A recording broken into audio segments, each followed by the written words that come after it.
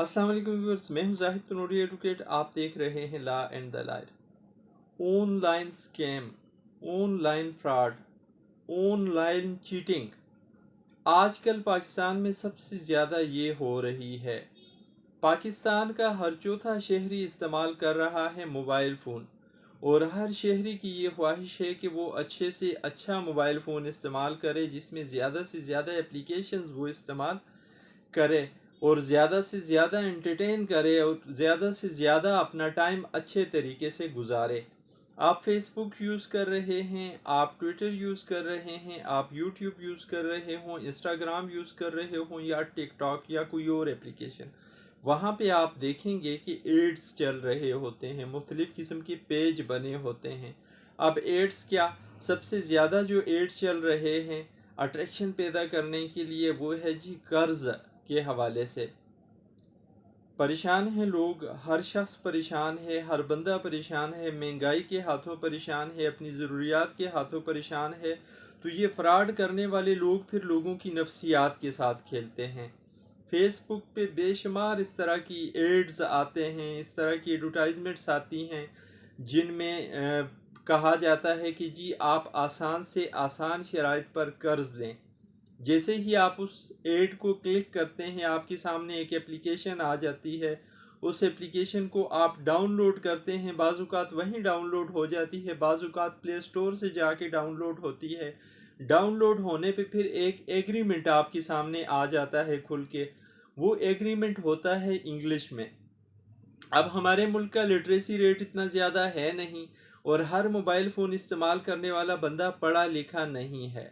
Maximum सादा लोग या घरेलू औरतें इस्तेमाल कर रही होती हैं, या बच्चे इस्तेमाल कर रहे होते हैं, या वो लोग इस्तेमाल कर रहे होते हैं जो इंग्लिश की समझ बूझ नहीं रखते, जिनको इंग्लिश की समझ नहीं होती, अंग्रेज़ी ज़बान ना पढ़ सकते हैं, ना लिख सकते हैं, ना समझ सकते हैं।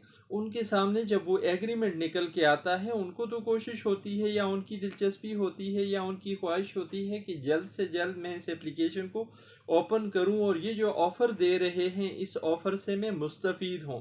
सो वो बग़ैर सोचे समझे पढ़े लिखे जाने उस पर क्लिक कर देते हैं, टिक कर देते हैं उस एग्रीमेंट को, और जब टिक करते हैं तो ये एग्रीमेंट आप कंसेंट दे चुके होते हैं।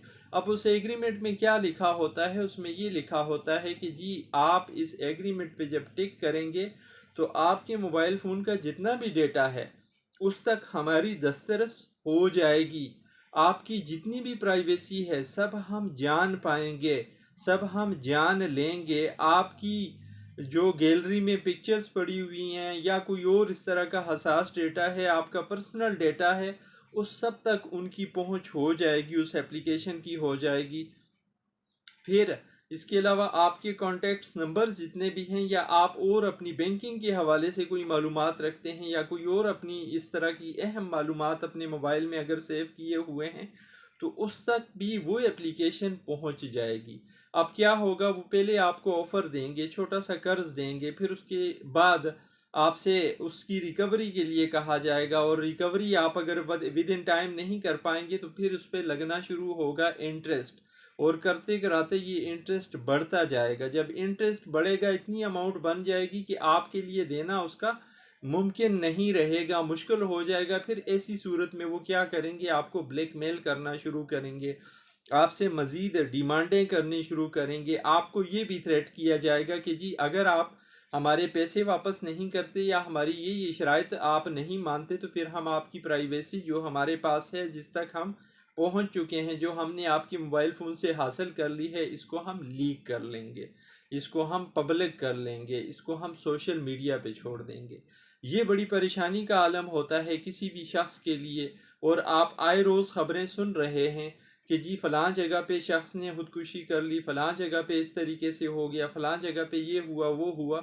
इस सारे कुछ के होने की वजह यही है, ये लोग पहले सादा लोगों को घेरते हैं, उसके बाद फिर उनको परेशान करना शुरू करते हैं, ब्लैकमेल करना शुरू करते हैं। दूसरी जो चीज़, पेज बने हुए हैं नॉन कस्टम पेड गाड़ियों के, नॉन कस्टम पेड गाड़ियों के बड़े प्यारे प्यारे पेज बने हुए हैं, उन पे बड़ी खूबसूरत खूबसूरत लेटेस्ट मॉडल की गाड़ियां हैं हर कंपनी की, और उनके साथ जो प्राइस लिखी होती है इंतहाई कम, इंतहाई कम। कोई भी बंदा जिसको गाड़ी में थोड़ी बहुत भी दिलचस्पी होती है, जब वो देखता है उस तरह का इश्तिहार तो उसको लालच आ जाती है। फिर उसके साथ लिखा होता है जी अगर आप दिलचस्पी लेते हैं या आप लेना चाहते हैं तो आप इनबॉक्स करें। जैसे ही आप इनबॉक्स मैसेज करते हैं फिर उसकी रिप्लाई आती है और रिप्लाई में आपको कहा जाता है कि जी अगर ये गाड़ी आप लेना चाहते हैं आप 1 लाख रुपए, 2 लाख रुपए, 3 लाख रुपए इस बैंक अकाउंट में भेजें या इजी पैसा भेजें या किसी भी तरीके से आपको हिदायत की जाती है आप ये पैसे हमें भेजें, आपकी गाड़ी आपके डोर स्टेप पे आपको ला के दी जाएगी। अब जब वो अमाउंट आप बेच चुके होते हैं या बेच देते हैं उसके बाद वो पेज ख़त्म, वहाँ से राब्ता ख़त्म, आपको वहाँ ब्लॉक कर दिया जाता है, आपके ये वाले पैसे ज़ाया गए। इस तरह के बहुत बहुत ज़्यादा पेज बने हुए हैं। इस तरह की चीज़ों से भी आपको अट्रैक्ट नहीं होना। फिर इसी तरह आपको मैसेज आता है मैसेंजर पे, आपको किसी औरत की तस्वीर लगा के मैसेज किया जाता है जी मैंने आपकी डीपी देखी, आपकी प्रोफाइल देखी, मुझे बड़ा अच्छा लगा, मैं आपसे बात करना चाहती हूँ। अगर आप उस मैसेज की रिप्लाई देंगे तो फिर मैसेजेस का एक लंबा सिलसिला शुरू होता जाएगा, चलता जाएगा, फिर कोई ना कोई स्टोरी आपके साथ शेयर की जाएगी।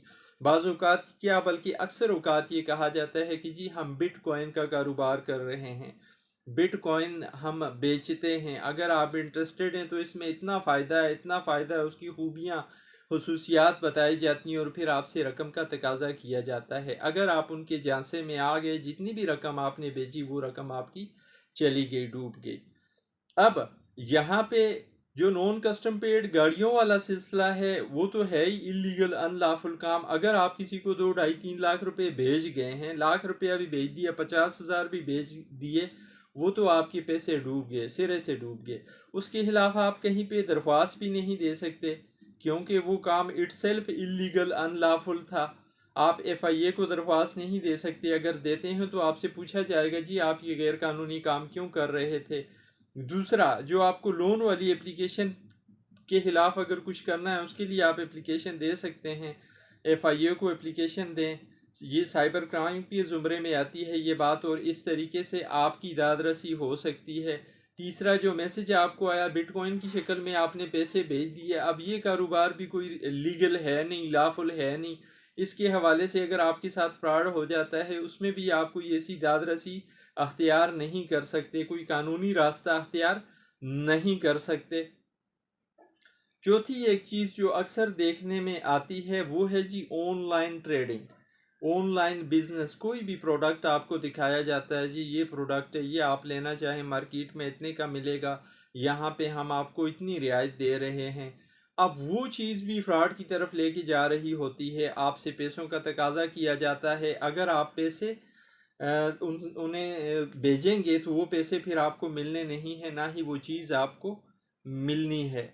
पांचवा एक फ्रॉड हो रहा होता है एप्लीकेशंस की सूरत में जी, फलां एप्लीकेशन डाउनलोड करें और इतने डॉलर्स कमाने शुरू करें।